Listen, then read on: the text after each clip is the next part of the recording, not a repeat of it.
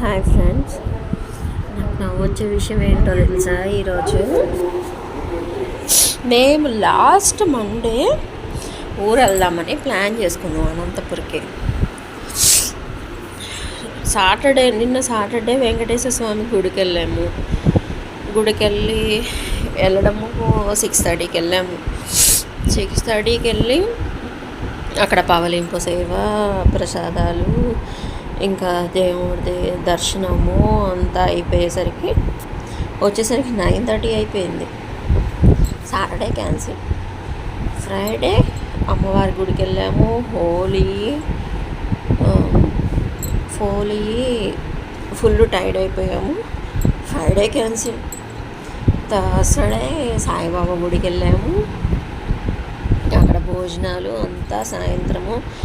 Next day Friday Holi కదా, పిల్లల్ని వాళ్ళని వదిలిపెట్టి ఎలా వెళ్తాము అని చెప్పేసి ఫ్రైడే క్యాన్సిల్. Thursday cancel. ఇంకా వెన్స్డే ఆ రోజు అంతా నెక్స్ట్ డే ఏం చేసామంటే train tickets next day train tickets book చేసుకొని వెళ్దాము, చాలా తక్కువ కాస్ట్ అవుతుంది, ఇప్పుడు అసలే అంత ఎక్స్పెన్సెస్ లేవు, ఎక్స్పెన్సెస్ అవుతాయి బస్ అంటే అనుకొని వెన్స్డే క్యాన్సిల్. Tuesday cancel. ఇంకా మళ్ళీ మండే రోజు గుర్తులేదు నాకు సరిగ్గా, అసలే నాకు సరిగ్గా గుర్తుండి చావదు కదా. మండే ఏదో ఒక రీజన్ ట్యూస్డే వెళ్దాము. ట్యూస్డేనేమో ఆల్రెడీ మంగళవారం అనుకున్నాము, మంగళవారం స్టార్ట్ అవ్వకూడదు అని. మండేనేమో మంచిది కాదు అనుకున్నాము, సంథింగ్ ఏదో జరిగింది, తిది మంచిది కాదు, నక్షత్రం మంచిది కాదు అనుకున్నాము, క్యాన్సిల్. ఈరోజు మండే, ఈరోజు స్టార్ట్ అవ్వాలి. యాక్చువల్గా నిన్న సండే కదా, నిన్న సండే వెళ్దాం అనుకుంటే నాకు కోల్డ్, హెడేక్. ఈరోజు మండే, మళ్ళీ 1 వీక్ తిరిగి వచ్చింది.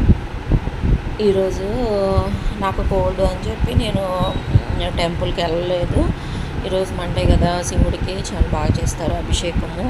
అక్కడ పూజారి గారు చెప్పారంట, యజ్ఞం అనేది ప్రతి ఒక్కళ్ళు చేయించుకోవాలి. ఎందుకంటే ఆయన చెప్పారని కాదు, మనకే తెలుస్తుంది కదా, అన్ని రకాల మూలికలు కానీ అవి మన దాంట్లో బాడీలోకి అట్రాక్ట్ అవుతాయి. మనకి ఏమైనా డిసీజెస్ అవన్నీ కోల్డ్ కానీ ఏమైనా డిసీజెస్ రావు, తగ్గిపోతాయి ఉన్నా కూడా. సో అందరూ యజ్ఞం అనేది కంపల్సరీగా చేయించుకోవాలని చెప్పారంట.